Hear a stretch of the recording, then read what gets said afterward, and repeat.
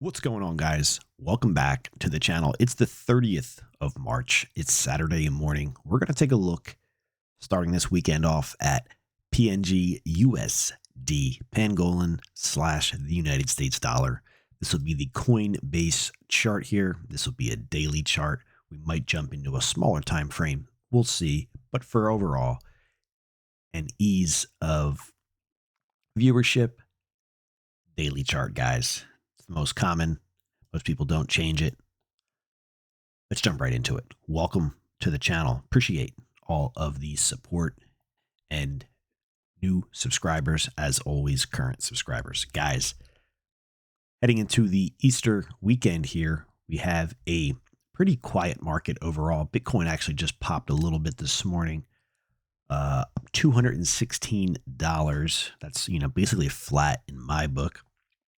Pangolin had a little sell-off, a little pullback yesterday, I should say. Markets closed down on the 29th, down 17.56%. Pretty big day, actually. The day before that, we were up 32, almost 33, and then yesterday we were down 17.5.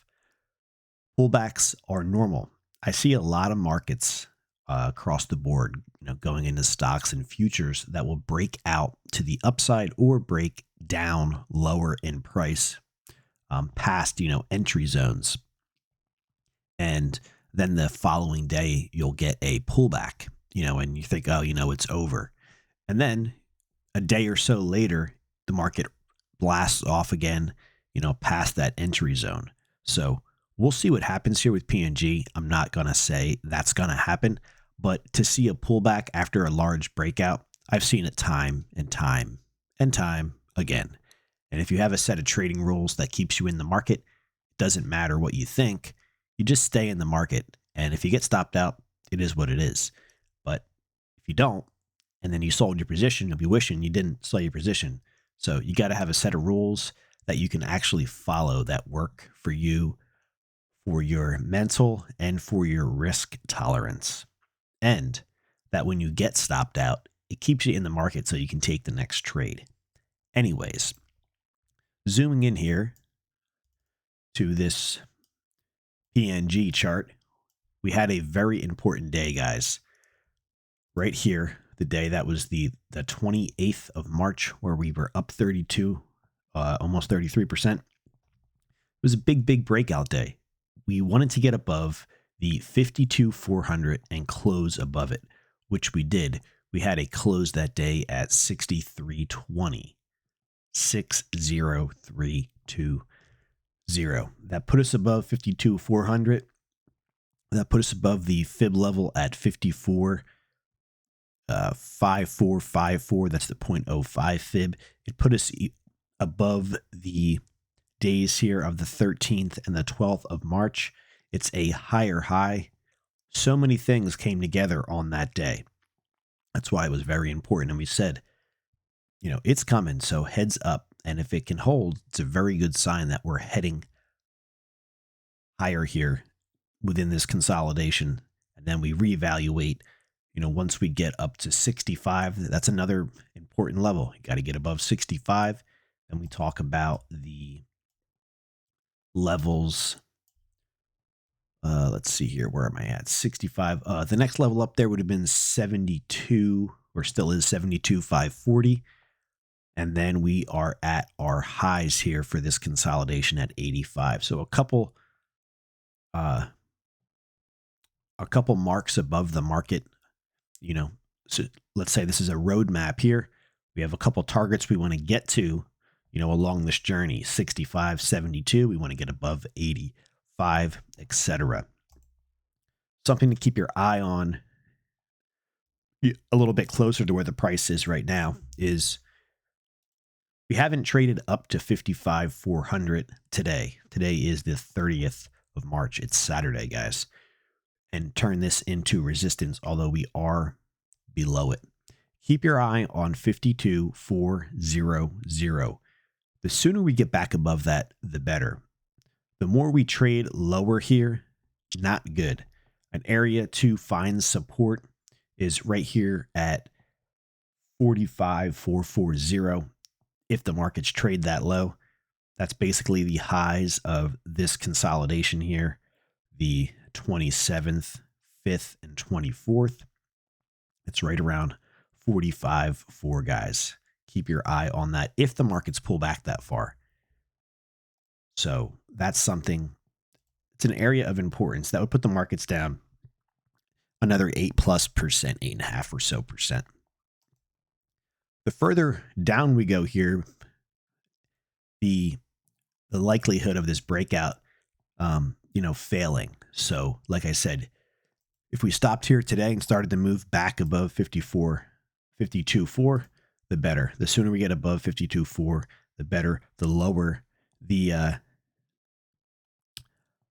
we go here, the more the odds start to favor this breakout being a failure. So if you had a risk scale, right, and on the right-hand side was a super bullish, on the left-hand side was, super bearish, in the middle is neutral, we are slightly above the neutral zone right now. And the further down we go here in price, the more this starts to lean towards neutral and then going bearish. Right now, we're not in that bearish, but we're just above the neutral. So the sooner we get above 52.400, the more bullish we get, the more that this is telling us, you know what, I am going to continue higher. The breakout is not going to fail. If we start to go lower, that scale starts to swing back to neutral and then bearish.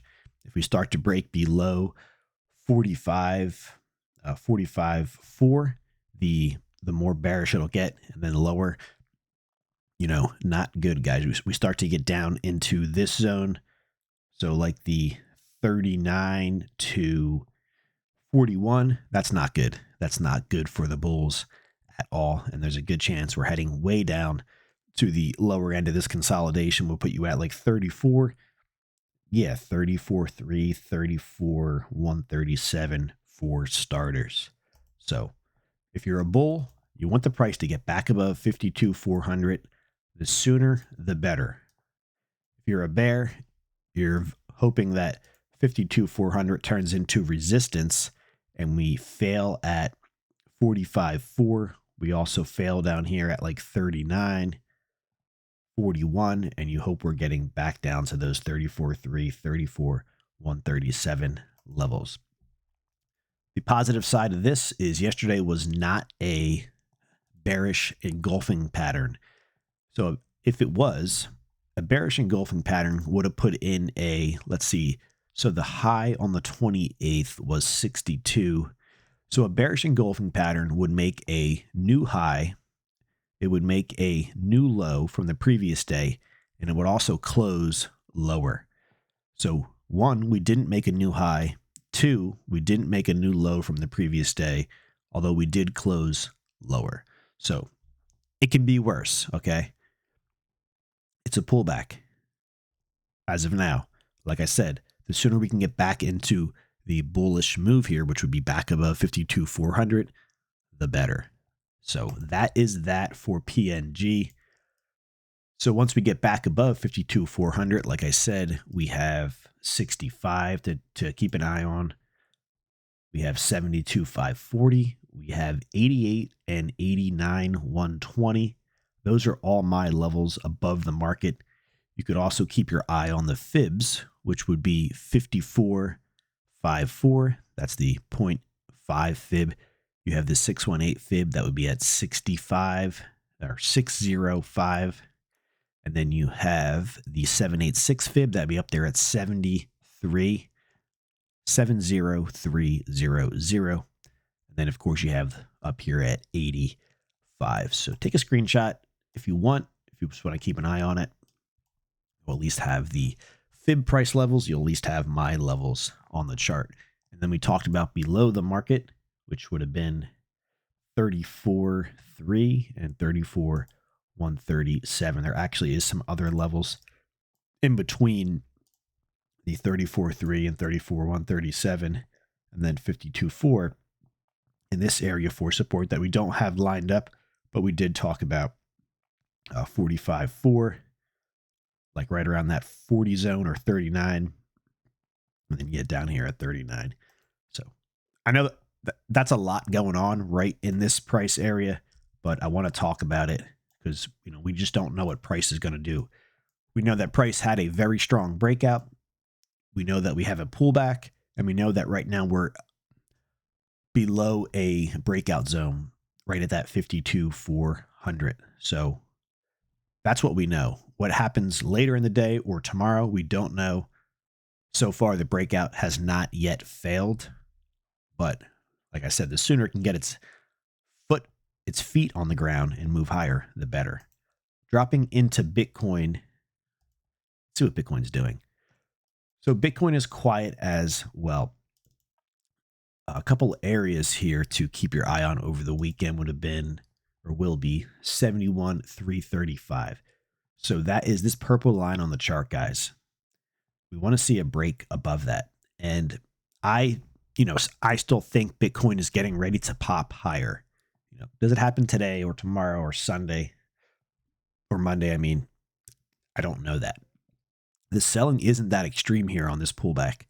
This is, you know, essentially a cup with handle here forming.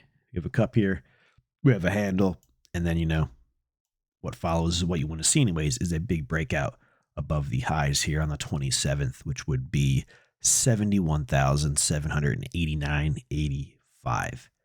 So far, it looks good. And if we start to see that, we are going to see markets, the smaller cap markets, PNG, arcblock, etc., start to really pop to the upside. So far, you know, the selling isn't too extreme here for Bitcoin at all, actually. It's just very quiet, organized sideways. We have a low in place so far. That is right here on the 27th, which is also the high of this move. And we'll see we're just in between two levels. Those two levels are 68,748, 71,335. That's these two purple lines on the chart. Take a screenshot of this if you want these levels on your chart. They're important as price approaches them either higher or lower. If we start to get a breakout above 71,335, we will find ourselves quickly at the 73,494, and then next in line, 74,958. And then things start to get real interesting when we start to get up to the 80,614. So if Bitcoin goes higher, we're going to take Pangolin higher as well. If Bitcoin sells off here, well, PNG is not going to buck that trend for long, and we're heading lower. Let's see what happens. Will they have a final shakeout? Are these markets just quietly waiting for the next big breakout? We'll see. We'll see, guys. Thanks for watching. Thanks for subscribing. If you are not yet subscribed, go ahead and do so. Turn the bell on if you want to be notified. Become a member if you want to have early access to the videos. All links down below. Appreciate it. I'll catch you guys in the next one.